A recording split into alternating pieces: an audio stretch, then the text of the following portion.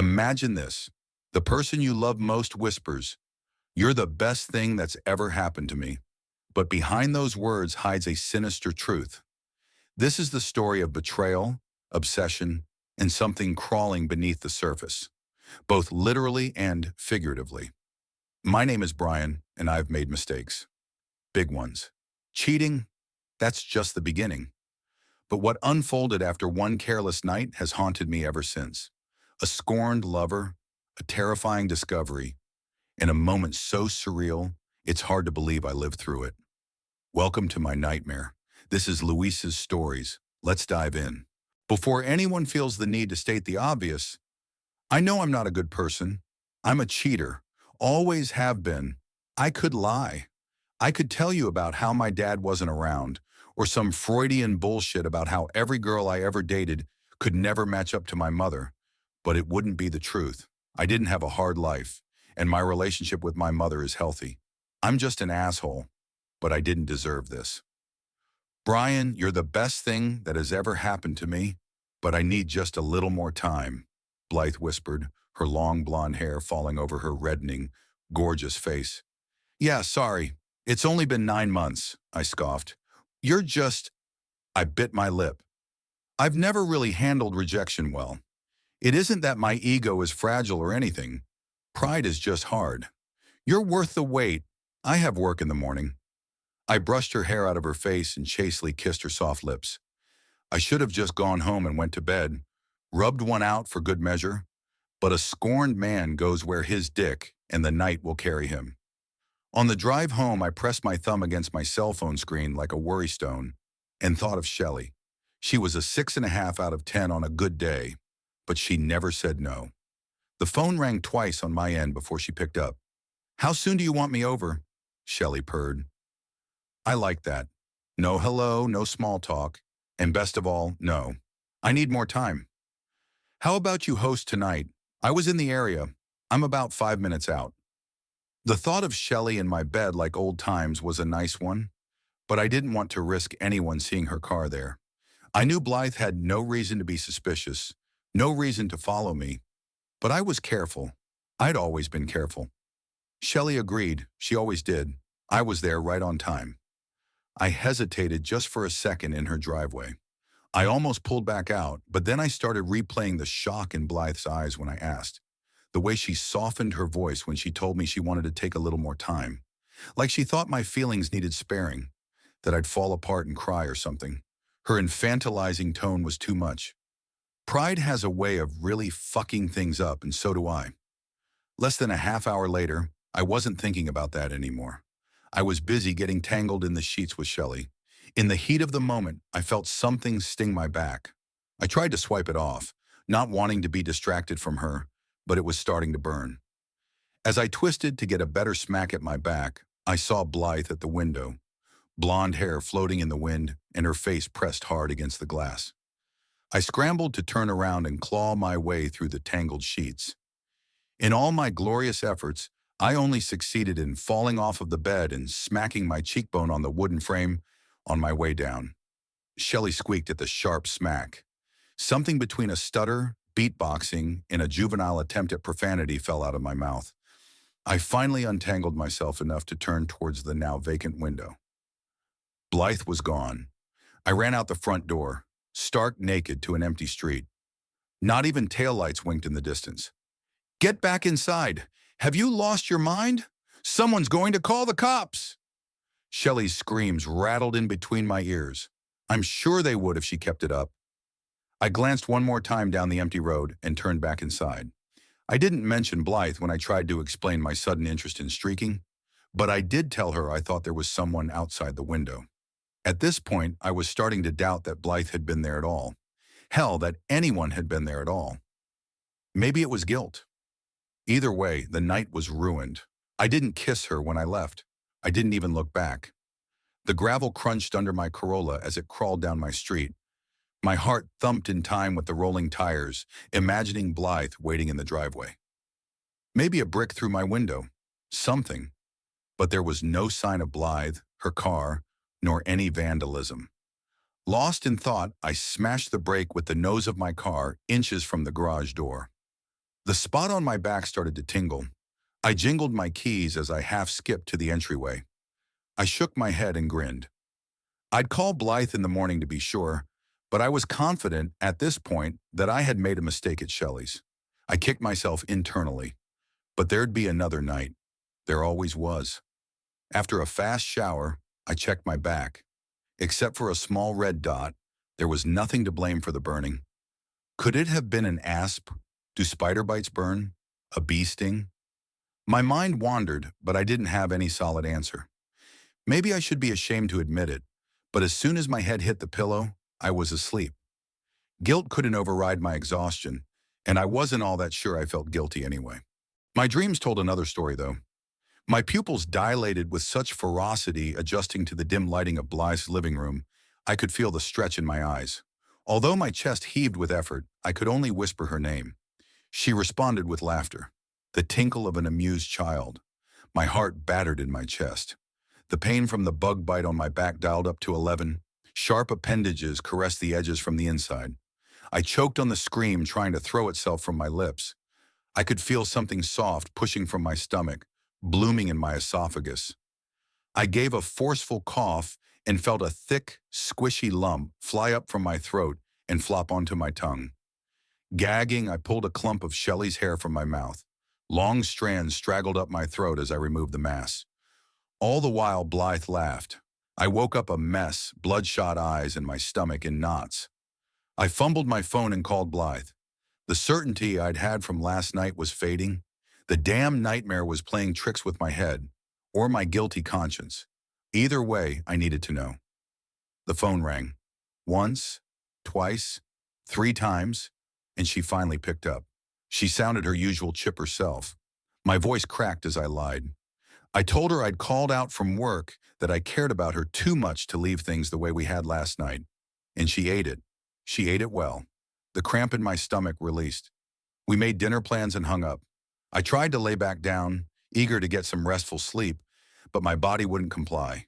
The relief I felt wasn't enough to appease the burning on my back. I stumbled to the bathroom. Upon further investigation, what was once a small dot had most definitely spread. The center appeared to have crusted over a bit. No matter how I twisted or contorted, it rested solidly between my shoulder blades, just out of reach. The crusted head on the mound taunted and begged for the sensual scratch of my fingernails. But there was a bigger problem. My cheek was swollen where I'd smacked it on Shelley's bed frame the night before. A light purple shadow licking the apple. Another lie I'd need to invent to cover my tracks. It was never the cheating that bothered me. It was the lying.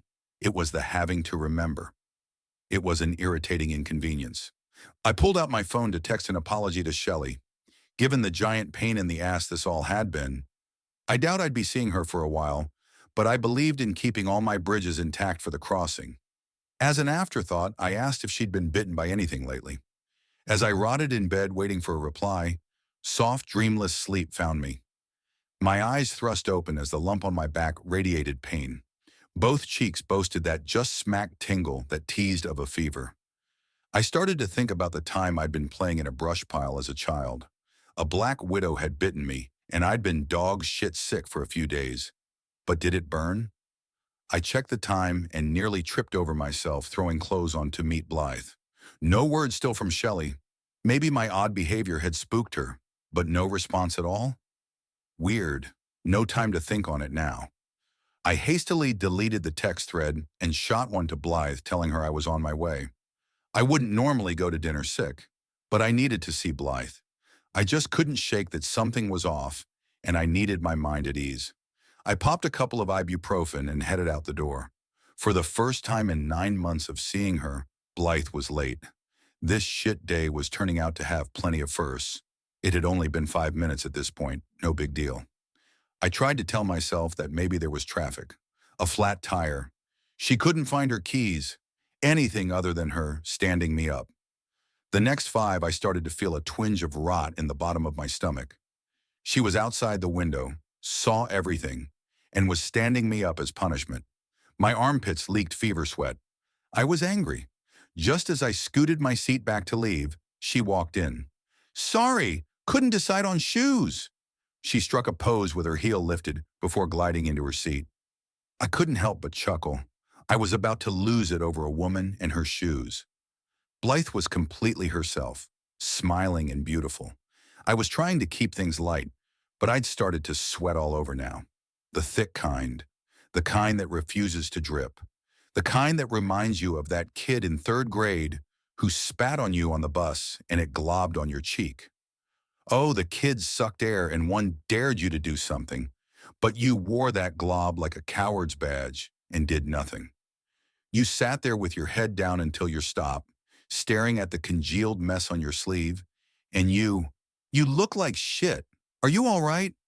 Blythe's eyebrow was hiked higher than a whore skirt, and I cackled right there at the table. My stomach heaved. I wasn't all right. We both knew it, but only one of us knew why. She settled the tab and invited me over to her place to take care of me. I know I didn't deserve it, but I needed it. Even the dim lights in the restaurant were starting to bother my eyes. This is where things get a little fuzzy. I remember most of the drive. I remember seeing Blythe's door, and then I remember waking up on her couch with the phone to my ear, still ringing. I shook my pounding head and answered. Brian Pond? This is Detective Waysome. He sucked air but didn't wait for confirmation. We're investigating the disappearance of Shelley Moore. She was reported missing by some friends 5 days ago. It looks like the last call on her log was to your number in the area of 4 a.m. that morning. Do you have some time? My eyes flew open fully now. I haven't seen her. 5 days? I'm sorry I haven't been feeling well. My pitch rose as my vocal cords stretched and seized. I have to go, but I'll call you. I'll call you. His voice had begun to leak out of the speaker, but I couldn't listen anymore. I jammed my finger repeatedly on end call. I had been with Shelley last night, so how had she been missing for 5 days? None of this made sense. There was no way I'd been asleep on this couch for days. Blythe would have taken me to the hospital, right? I needed answers, and if the sharp stabbing behind my eyes was any indication, possibly an ambulance. The lining of my brain squeezed as I called for Blythe. The reverberation of my voice off the high ceilings, followed by the somber silence, lifted the hairs on the back of my neck. I tried to stand, but my legs buckled under my weight. My body sagged. On my second attempt, I managed to stumble down the hall to Blythe's room. I slid my hand against the wall to guide me as I walked, still not trusting my legs not to crumble under the weight of the raging fever. The patterns on the floor swirled under my feet with each step. I had to be hallucinating. My heart rate hiked, and I called for Blythe again. Still only silence. Near panicked, I pushed through Blythe's door. Shelley was sitting on the bed undressed and unmoving, as Blythe carved the last bit of a symbol on her chest. Candles on every surface illuminated the room. My dry, swollen throat wouldn't allow me to scream. A skull with gray chunks of meat still attached sat in the center of an altar on the dresser. The walls were covered in symbols. My breath hiked in my chest as I noted that a few matched those carved onto Shelley. Blythe brushed Shelley's hair back from her face and tucked it behind her ear, her smile slowly melting into a frown. This had to be a hallucination, a fever dream, something. My brain was cracking and aching, trying to comprehend the scene unfolding before me. My throat finally unlocked, and I whispered Blythe's name. She finally turned to me standing in the doorway, and her smile returned. She gently patted a spot on the bed twice beside Shelley, gesturing for me to sit. I didn't want to. I wanted nothing more than to run. But my legs operated, but my legs weren't my own. They marched themselves to the edge of the bed, and I sat. Blythe looked at me with the eyes of a mother regarding their toddler they'd caught twirling their fingers in the toilet water for the 3rd time in a day. Disappointed, slightly disgusted, but still with love. Vomit inched from my stomach towards my throat. I was terrified. Let's start being honest with each other, okay, Brian? She tilted her head while her eyes bore into me. A small smirk quivered on her lips. I know about Shelley. I saw everything. I can't even begin to tell you how disappointed I am. She paused for a second as she sucked in a big breath. Her face relaxed and returned her familiar beauty. I sent a little friend home with you to see what you'd do, to see if things were worth salvaging, and boy was I sorely disappointed. She clicked her tongue and her eyes bulged. You slept well considering what was growing inside of you, and then texted her right after you made plans to see me? Not cool, Brian. Not cool at all. Blythe was pacing back and forth in front of her bed, erratically throwing her hands around as she spoke. I kept my face as emotionless as possible and listened. I was terrified to say the wrong thing to her. The longer she spoke, the more her eyes began to bulge in and out like a fucked up cuckoo clock. Spit flew from her mouth with every accusation. The smell of burning hair wafted across the room. My eyes flicked to the altar where a small clump of hair singed from a nearby candle. Blythe's grin stretched, showing all her teeth. I imagined her biting into chunks of my skin and swallowing like a crazed cannibal, making sure I'd never be able to leave her. Fear was eating the small remnants of the rational part of my brain that was left. Her bulging eyes now glittered with interest, like she could see inside of me, like she knew. Right, that. I guess you're not the only one keeping secrets, Brian, but I told you I needed more time. But before we get into any of that, let me help you with your back. Blythe danced her way behind the bed, humming. The creaking of the springs in the mattress as she crawled towards me twisted my stomach. She slid her legs on either side of my body and twirled her finger gently in circles around the monstrosity on my back. She leaned in close, her hot breath against my back, and lips brushing me in a way that bordered erotic as she whispered. My legs still wouldn't work to run. When the whispering stopped, she ran her hot tongue across the lump. As the saliva cooled, something began to pulse under the surface of my skin, pushing and stretching its way out. "Yes, you're doing such a good job," Blythe squealed. "What a good girl! Come meet my friends." There was a flat pop as the pain in my back peaked and then subsided. My body crumbled forward as I wept from the pain. I felt flaps of skin flutter as the thing set two fuzzy feet onto either side of the wound and heaved itself out of my back. It scurried up to my shoulder and twitched as it hesitantly hovered its furry, bloody leg at the entrance to my ear. "You won't fit in there anymore, silly. You've gotten too big," Blythe cooed. I shivered as it twitched once more before jumping onto Shelley. Blythe unwrapped her legs around me, clapping gleefully as she made her way back around the bed to watch. I knew what it was the second I felt its legs on me, but admitting it while it crawled out of my skin would have taken me past the point of insanity. Now that I could see it on Shelley, I couldn't deny myself the truth anymore. It was a spider, a huge goddamn spider. It clamped its legs around Shelley's head with its abdomen pressed hard against her face. I had no knowledge of nor experience with giant spiders, but my brain screamed that it was eating her. I couldn't help it. I puked and sobbed. The last bit of hope that clung to all of this being a fever dream died as a low, muffled moan leaked from Shelley's mouth underneath the spider's fat body. Blythe grabbed a jar off the altar and threw it at my head, narrowly missing. The jar shattered as it smashed behind me. A combination of ammonia and rot replaced the singed hair smell. The symbol behind me smeared as the foul liquid wept down the wall. "Don't you dare fucking cry for her, Brian. She's a whore!" Blythe sobbed as she screamed.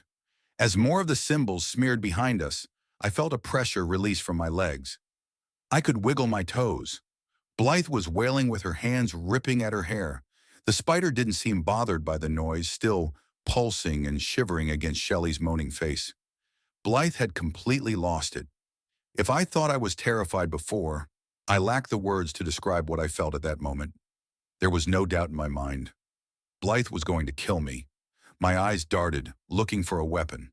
Finally, they landed on a snow globe I'd bought Blythe a month ago on our trip to New York. Sleeping with Blythe in the hotel was where the idea of living together was born, where I had decided I didn't want to spend any more nights without her in my arms, where this whole mess started. I snatched the globe from its place on the stand and slammed it against Blythe's head as hard as I could. Blythe dropped to the floor. The room fell silent except for Shelley's ever-softening moans. I couldn't be sure Blythe wasn't faking, but I couldn't bring myself to check. I needed to get out of there as fast as possible, for my sanity more than my safety.